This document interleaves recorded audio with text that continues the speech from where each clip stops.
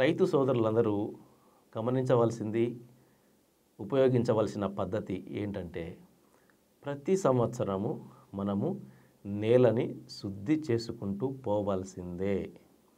అంటే భూమిలో తెగుళ్ళని చంపుతూ పోవాల్సిందే.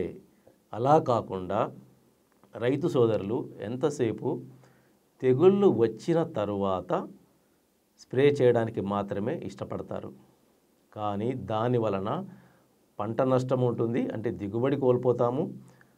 స్ప్రే చేసి తెగులను తగ్గించడము అంత ఈజీ కాదు, చాలా సమయం పడుతుంది. దాదాపు 3-4 స్ప్రేలు చేస్తే కానీ ఆ తెగులేంటో, దాన్ని కంట్రోల్ చేసే తెగుళ్ళ మందులేంటో మనకు అర్థం కావు. ఈలోపు పంట చాలా నష్టపోతాం. కాబట్టి ప్రతి సంవత్సరము అది ఏ పైరు అయినా, ఏ ఉద్యానవన పంట అయినా సరే, ముందు మనము నేలను శుద్ధి చేసుకోవాలి.